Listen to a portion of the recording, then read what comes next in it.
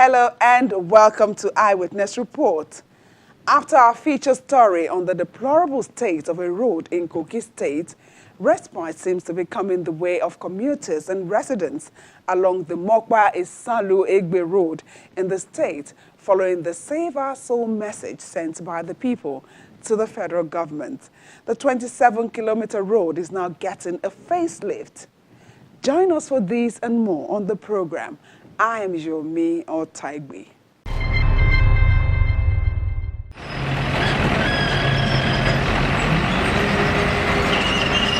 Earth-moving machines scraping the surface of Mopa-Isanlu-Egbe road in readiness for construction.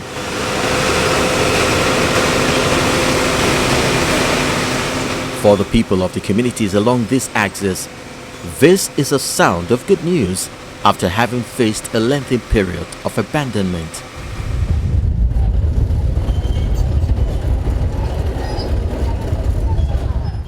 It's quite like a dream to them, and they, led by their traditional ruler, have come out not to only see for themselves what is happening, but to also pray for the brain behind this initiative.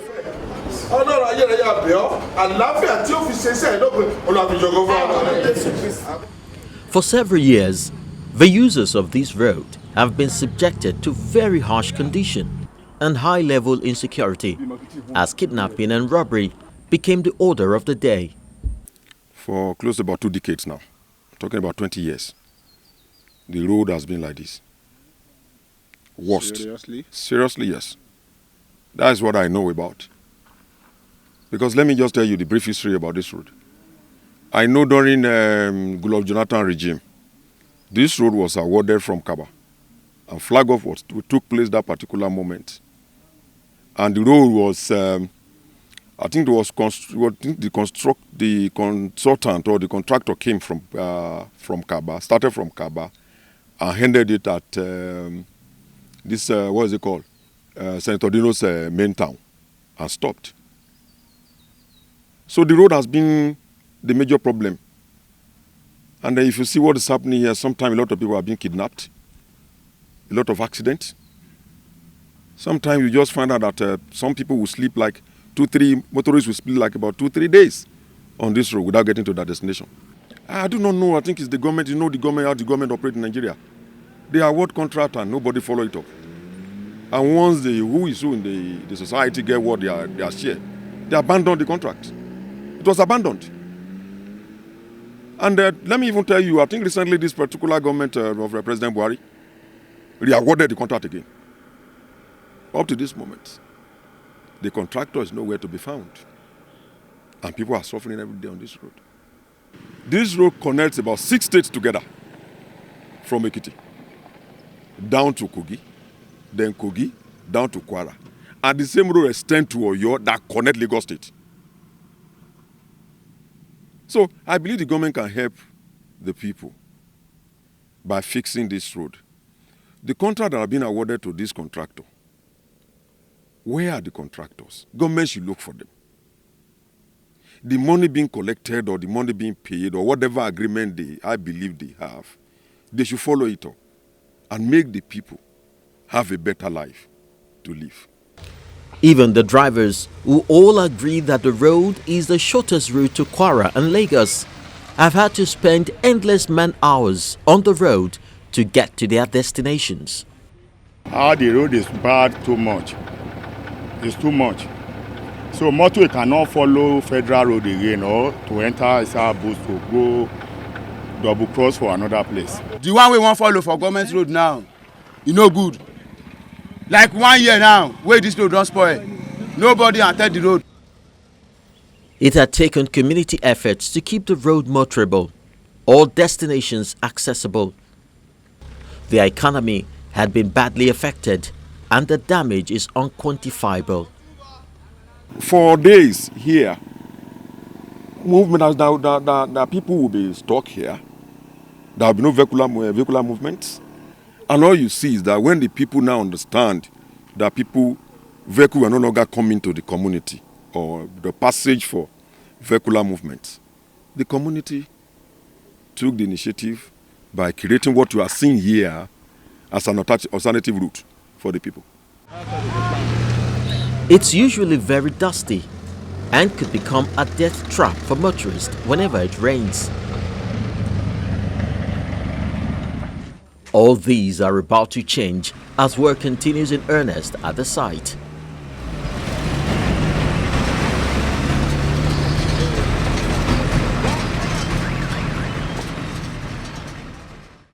The intervention is being driven by the lawmaker representing Yagba Federal Constituency, Leke Abejide. The cry was too much. People could not even access their homes. The road was totally cut off. And now look at it. Let me take it upon myself and do something. And it's beyond palliative. We have to reconstruct, and that's why I started the reconstruction. And it's ongoing now. You can see, even within Mopa town, to traverse Mopa town, just the town, it's not a big town. You will spend more than 1 hour from the beginning of Mopa to Ayiteju. But now we have not finished. We are just still going on. But I think it will not take you more than maybe 3 minutes now. Let's say highest 5 minutes. Though we are not done yet, because we are just around that Ayiteju site, and we are still going to Isolu. So we have done. At least our people are happy now. By the time we are done with the road, so people going home for Christmas, it will be a very joyful thing for them. The state governor had once alluded to the deplorable state of some of the federal roads within the state, soliciting the intervention of the federal government. But it appeared paucity of funds have continued to derail answers to the request. The lawmaker said he had to put in personal funds and took loans to get the work started. Over 600 billion was approved for NMPC or by NMPC, I don't know, to fix some roads in this country. We were told that those roads that were selected are economically viable ones. And then no single could give economically viable. That is what we were told. Since 2016 till date, I visited the Honorable Minister of Works, His Excellency Babatunde Raji Fashola, 3 times in his office. Quote me this. I have made several calls to him about Kogi federal roads. We are still where we are since that time. Numerous trucks ply the Mopa-Isanlu-Egbe road, causing further damage. For now, the people are very optimistic that the road from Iluagba to Mopa and Isanlu will not be abandoned, judging by the pedigree of the lawmaker. IDO is using its personal fund for this. There's no government allocation for what is expected. So what's it called? The traditional council here, we still have to write to the ministry and ensure or compel the company to meet with the honorable. And for your information, this has been fully paid for, so it's not a project that will be abandoned along the line. You understand? And he has taken this out of his personal purse. If all goes well, this personal effort will ensure a smooth ride for those who will be traveling through this road during the Yuletide. However, the government must prevail on those previously awarded the contract to return to site and speed up the reconstruction process so as to ensure other parts of the road also get due attention.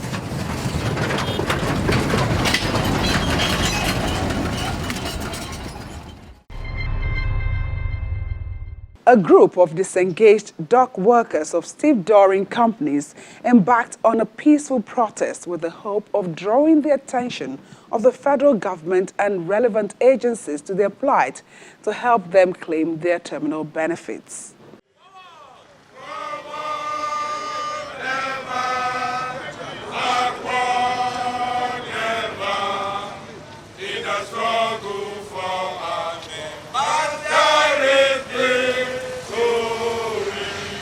Representatives of dock workers working for Stevedoring companies chant solidarity songs as they approach Channels Television headquarters in Lagos. They have travelled from Port Harcourt in River State and Calabar in Cross River State to seek the TV medium in making their grievance known to those concerned about their plight. Africa is Soweto. Their appointments with Stevedoring were disengaged because the principal, Integrated Logistics Services Limited, Intels, terminated the contract of their employer. While that is beyond their control, they are however asking for the payment of their severance benefits.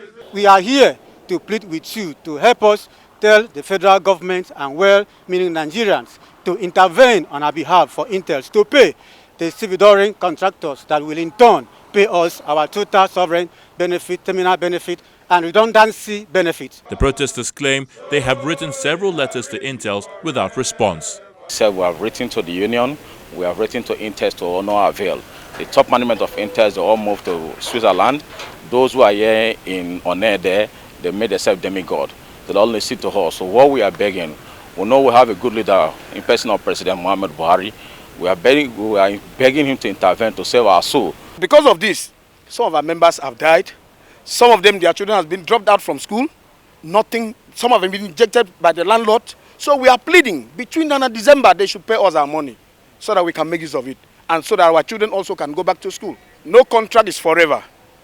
In this issue, we have a template which is the minimum standard agreement that's guiding our operations. In the agreement, there is a section that says that at the end of every contract, the terminal operator has to pay a severance package, and even the redundant package to a contractor. In turn, the contractor now will pay to the workers. But Intels has refused. It's not the first time these dock workers are protesting the non-payment of their terminal allowance.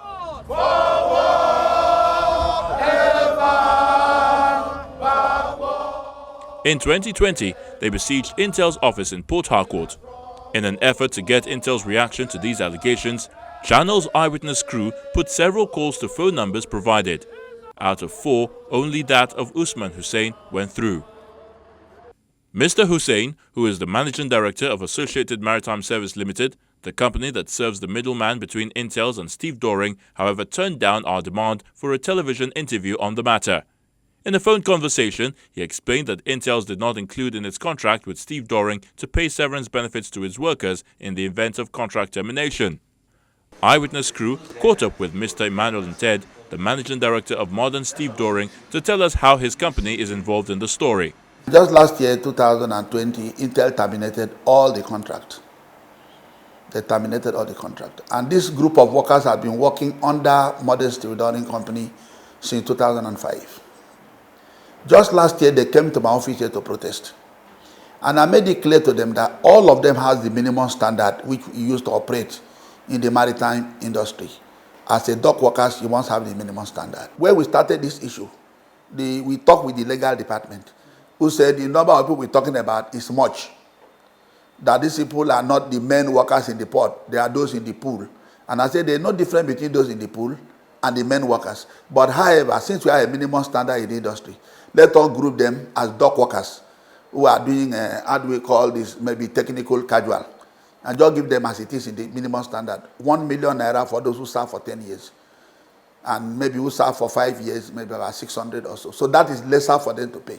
So that people will not go through pain. Give them, let them go. The workers agree that when they give them that amount, I consulted them, they will go.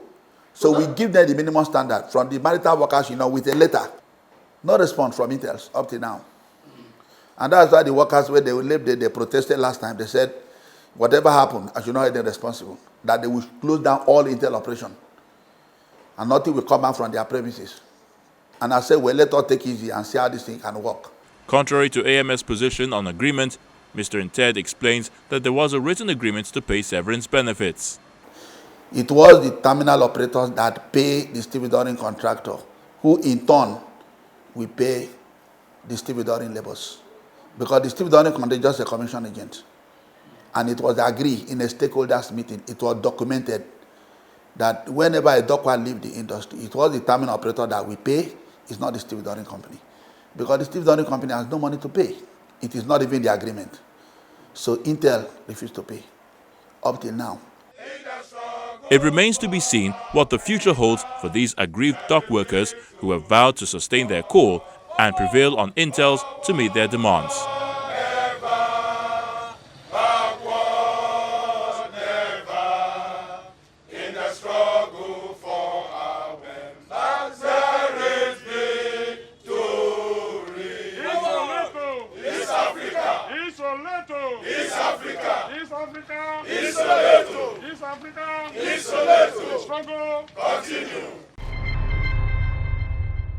Welcome back. Communities affected by insurgency and other forms of security threats in Adamawa State are returning to face infrastructural challenges. However, the Food and Agriculture Organization of the United Nations is stepping in to help in ensuring that these communities and victims have access to one basic critical need: safe and clean water. Different communities in 5 local government areas are beneficiaries. Coke community is one of the 6 communities in Gire local government area of Adamawa State, devastated by the herders-farmers clashes as well as insurgency, resulting in the loss of lives and property. These unrest have also led to unprecedented levels of population displacement and prolonged disruption of agricultural, livestock and fishing activities.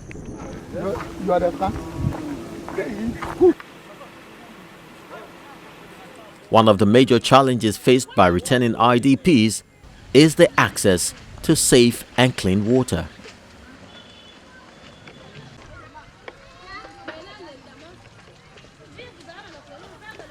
As a result of the growing population, borehole water and wells dug years ago are unable to meet domestic and livestock demands as well as irrigation purposes. Animals, really, they have problem of where they will drink water because we have no ponds where they may use to. We have to fetch from where people are drinking and give them. Otherwise, we go to the riverside, which is a bit far. Alternative water source from the River Benue is not only unfit for consumption, going the long distance is a security risk. This community was attacked by the Head Fulani on 24 of January 2016. They followed through their secondary school and they entered the town. During the time they entered the town, they started making the town to be catched with fire. So, and they are running after every man, no human. They cannot touch anything like human. They only touch women, men and the children like this one, young boys. So these are the people that they attack. And they follow them up to the riverside. And any person they reach, they will kill him. After they kill him, then they pass. But our people usually safe through that running. And then how they make themselves through the water by swimming across the river Benue.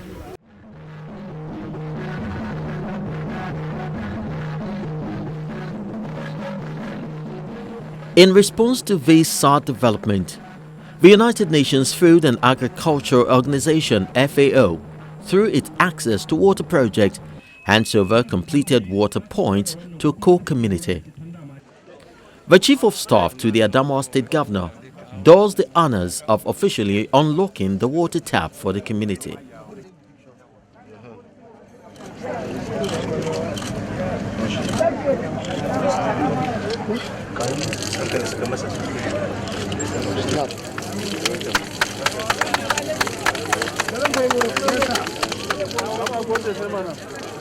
This ceremony is the flag-off of 5 water schemes situated in 5 communities covering 5 local government areas of Adamawa State.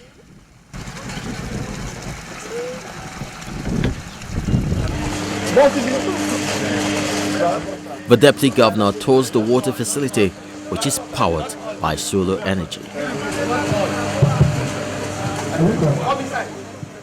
The control room is behind me.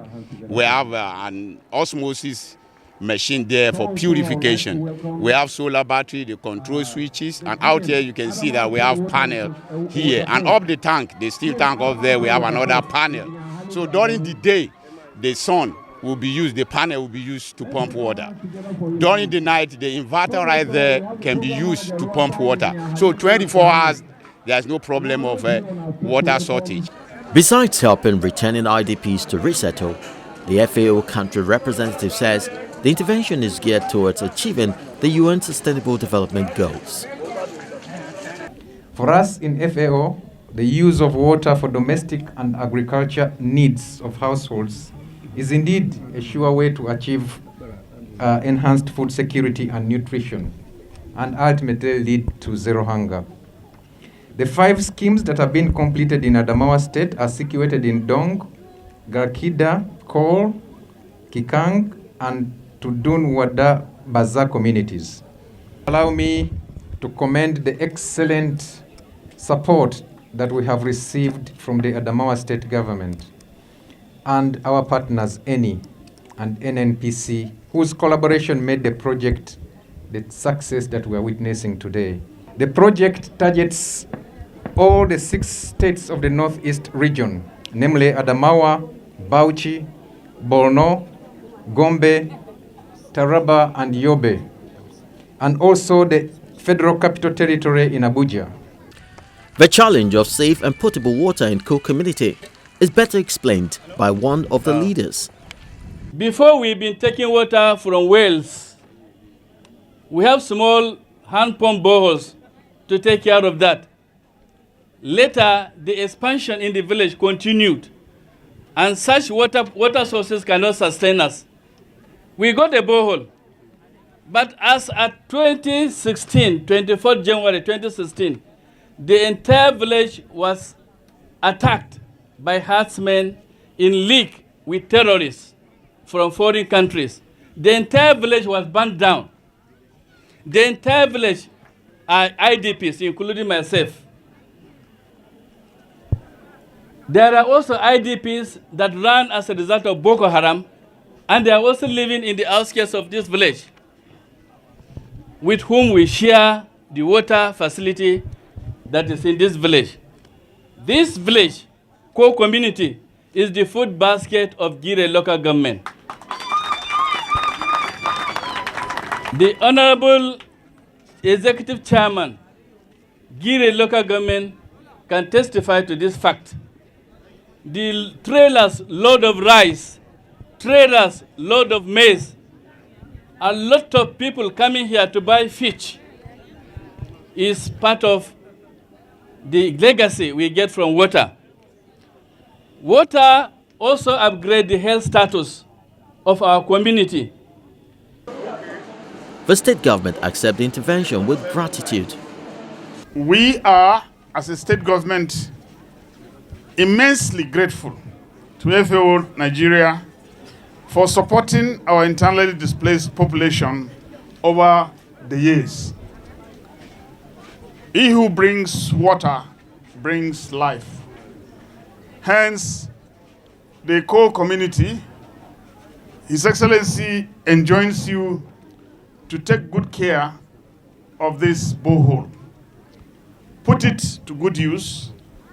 Make sure that all communities, even those adjoining here, benefit from this without any form of discrimination.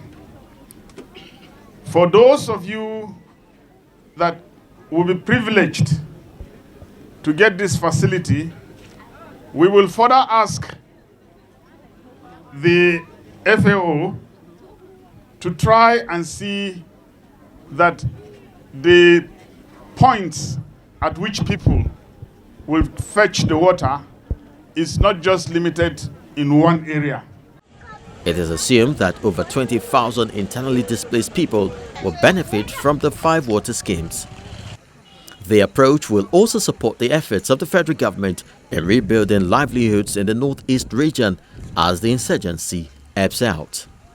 The FAO country representation in Nigeria was established in 1978 with programs and projects in more than 30 states across the Federation.